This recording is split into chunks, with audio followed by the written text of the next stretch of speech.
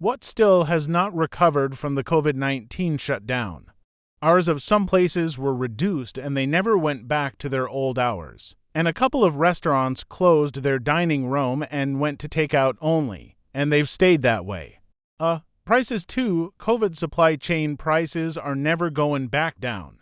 A lot of those places are pike-a-choofusing over the fact that their business has slowed down, forcing them to close, and they can't figure out that lunch shouldn't cost $40. This is what we need to bring prices back down. Stop buying overpriced things and they'll have to stop price gouging to stay in business. There's a poke place in town that had to hike up octopus by like $8 because of a shortage. To their credit, they brought it back down to pre-COVID levels as soon as the shortage was fixed. That's what these places should be doing.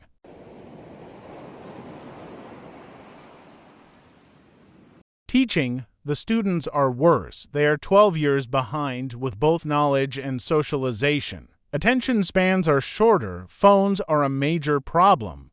I've been teaching middle school for 27 years or so. The COVID hangover is very real, but I do notice things are getting better a little bit every year. The kids I had back in the fall of 2021 were 80% feral. It was like teaching a pack of hyenas. Every teacher I know described their 2021 class as feral, like regardless of state or grade level. I don't know how y'all do it. I felt feral as an adult office worker when I had to go back to work. And while I've worked at places where I truly enjoyed the people I work with, that place was not one. Working fully remotely now, stress levels are much lower, but I'm an introvert. I can see why it would be tough on extroverts. As an introvert, I think we have dealt it much better than extroverts. A lot of people have basically jumped off the deep end with personality disorders over the last couple years. People are crueler and more narcissistic than ever, and I don't see that getting better anytime soon.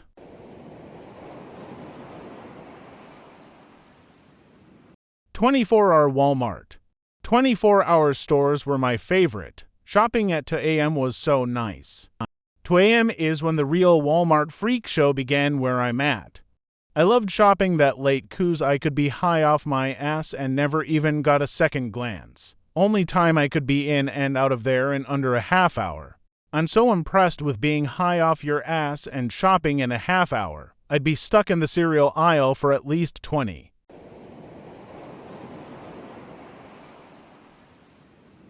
Price of groceries and pretty much everything else.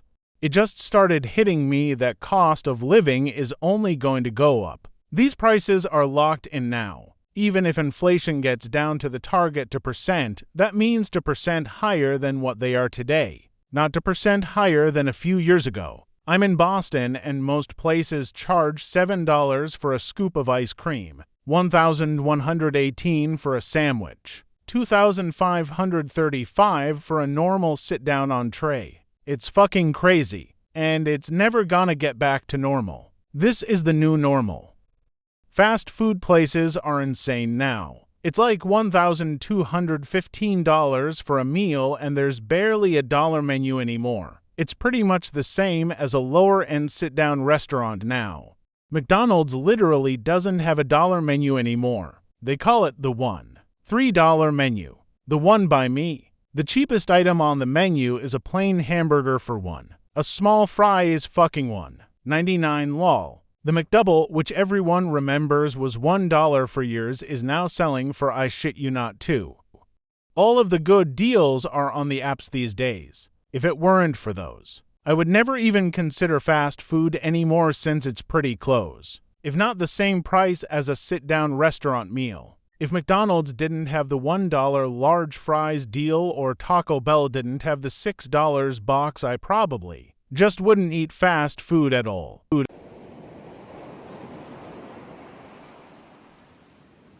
Doctor app availability. I legit do not understand how the doctor-patient relationship is supposed to work in 2023. I feel like if something comes up, my options are urgent care. Make an appointment for 3 months by now. By that point, the issue will either have resolved itself or have gotten bad enough that I need to resort to option A. What do people really mean when they say talk to your doctor? A lot of our urgent cares stopped taking walk-ins. You had to try to call and make an appointment for the day, and they never went back to it. Every time I need to see a specialist, it takes a minimum of 6 months to be seen. I know people with universal health care in other countries complained about wait times, but now we wait just as long on private insurance. I had to make an app for the children's so backwards. If you could just go ahead and schedule your child's broken arm for 3 weeks from today, that would be great.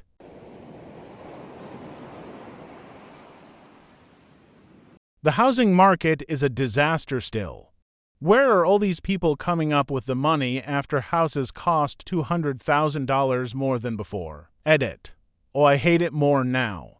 They're not. There is an epidemic of rental companies buying up everything, and those rental companies are owned by investment firms. Also, developers are catering to the investors more than individuals buying house and land packages. They always set aside a shitload of smaller blocks by the trainers for professionals and then sell them in bulk to an investor who then has 50 or so brand new houses to lease to working class families instead. I fucking hate it here. Fuck this timeline.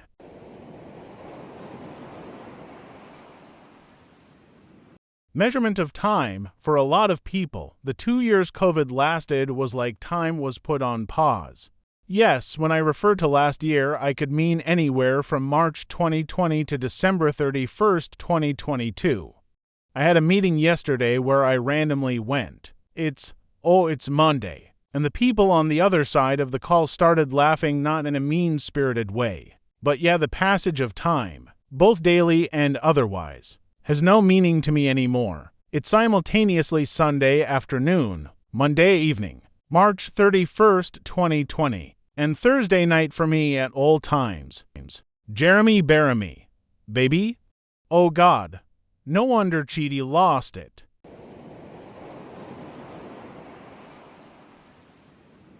Fucking grocery prices. $100 of groceries is basically nothing these days. The $5 bill is the new $1 bill. The $10 bill is the new $5, and the $100 bill is the new $20. The math ain't adding up on this one boss. That makes the 10 very valuables.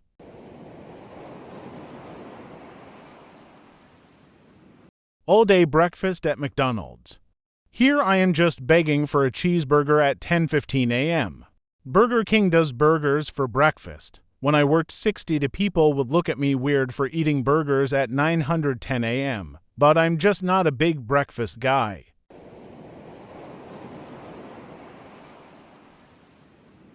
$247 library hours at my university. What? This is some bullshit. I'm not longer a student, but I would be pissed about this. Is there anywhere on campus where you can at least study to 147? Nope, the latest the libraries are kept open is until midnight and only 6 p.m. on Saturdays. The only place I can study all night is my dorm lounge, which is often not very quiet or room. Funny how it differs between schools. When I was in college 15 years ago where I went, no one was ever in the dorm lounge. It was technically quieter than the library. Actually, it was kinda removed from everything, so you didn't even hear people get off the elevator. Meanwhile, the library was kind of people's default idea of a quiet place to study, and with all the movement and people doing stuff, it actually wasn't really that quiet. It's sort of complicated. In my dorm, the common room is right next to the entrance and connected to the stairs. So you can hear the door slamming and people talking as they go in and out and footsteps echoing in the stairwell all the time. There are also a lot of parties thrown in the common room on the weekends. Yes, it's allowed, and they get extremely loud. On the other hand, the different floors of the library have different noise limits, and the first floor is often loud while the third and fourth floors are supposedly silent.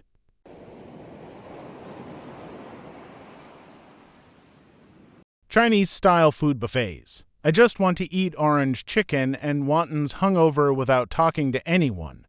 There's a great Indian restaurant nearby where I live that used to have a buffet. That's gone. And they only do takeout now, which isn't as big a deal up me. The Indian buffets have been back here for a while now. Here being Boston, MA area. That was one thing I really missed during the pandemic. Unfortunately, prices are way up, so I don't go nearly as often.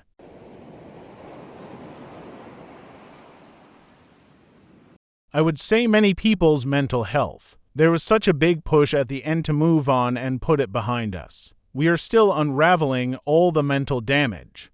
My neurodivergent ass was able to stop masking for 2 years. And now I feel like I just don't know how to people anymore. It's like putting your high heels back on after having changed into comfortable shoes because your feet were aching. I'm struggling to stuff my personality back into a passably human-like shape. And it fsking hurts. Edit. Typo.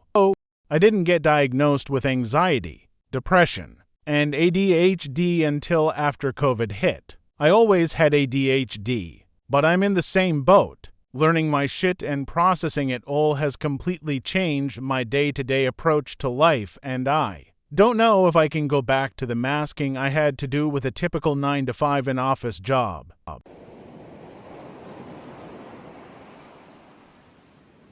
Used car prices, insane how expensive vehicles are nowadays.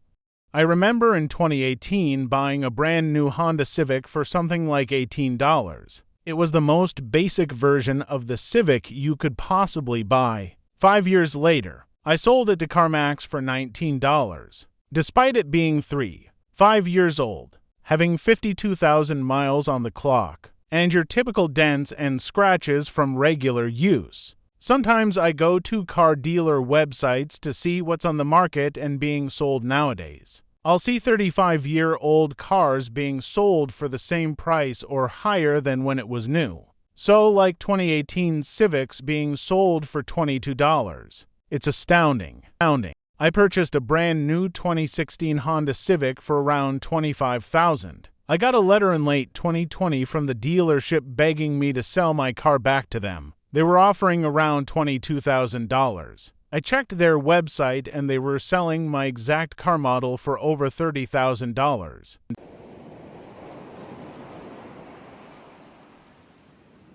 Office real estate. Most office complexes are still clamoring to fill the spaces. Lots of businesses found out they can function just fine using remote work. And after putting so much effort transitioning into a work-from-home ecosystem, they don't want to make the effort to move everything back into office. They also found out a ton of businesses are attracting a ton of employees by offering remote work options. So requiring their staff to return to the office would result in them hemorrhaging workers. All the while, these massive business parks throughout my area are shutting down right and left. My own office campus is definitely struggling. In 2019, it was impossible to find a parking spot in their 5-story structure if you arrived after 10 a.m. Today, the lot doesn't even fill up their bottom floor.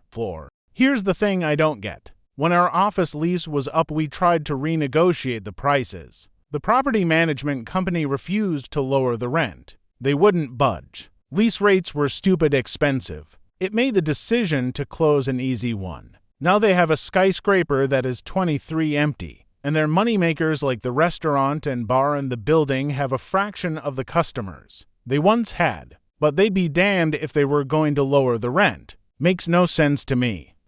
Their mortgage is tied to the projected value of their rents. In essence, it's collateral for the loan. If rents go down, then the collateral to outstanding debt ratio changes, and the banks get nervous and start talking about calling in loans. Even though they have a bunch of empty offices. On paper, they have a listed value for the rent, even if the cash flow isn't there.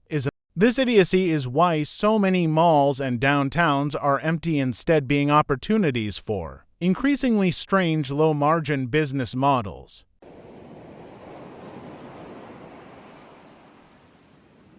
My dog's vet doesn't allow us in the clinic. They are still practicing curbside drop-off. I love animals, it's the people I can't stand. With good reason, Pet owners have gotten more demanding and even violent in the last 3 years. I support anything to help give vets a little peace as they have skyrocketing suicide rates. Hi there.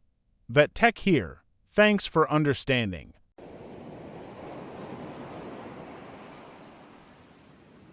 My urge to leave the house. Before COVID, I had to go to a mall or someplace each weekend. Now, I barely leave the house. I was just noticing the other day how I just don't go to actual stores anymore. Groceries and rarely for clothes because it's easier to try things on sometimes. But that's it. Anything else I order online and it shows up at my door. Got out of practice going to stores during COVID and just never went back. Shopping in person used to be my favorite thing. I would leisurely browse the racks and find some really great gems that way. It was a thing to go thrift store shopping like this as well. Nothing specific in mind. Just looking to see if I stumble across a good find. Now shopping in person makes me impatient and my skin itchy. I don't like being in crowded places. I get jumpy and nervous thinking someone is about to freak out or pull out a gun. The idea of going into a thrift store sounds icky. I don't have the patience for people to leisurely browse aisles anymore. All I want to do is get in, get my stuff, and get out ASAP. Shopping has been ruined for me. I prefer to pick out clothes in person because you can't get a sense of the scale or how the fabric hangs unless you see and feel it yourself. But it's such a hassle to find anything now. I don't have the patience to hunt for stuff. I got so used to finding what I need online and buying it that way that I can't stand going back.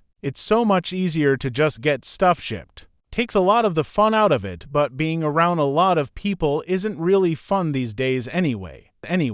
Sensory overload. The general public are now experiencing in a sense what it's like to be neurodivergent and have no coping skills. My theory is that people's baseline for sensory input has been lowered during shutdowns. So now, what used to be enjoyable is a sensory nightmare. To many people, complex sounds, looking through clothes is a visual overload. We became used to only one person speaking at a time online. So now having a conversation with multiple people is actually hard for your brain. And try doing it with background noise or other conversations in the room. Complex noise is so hard to compute.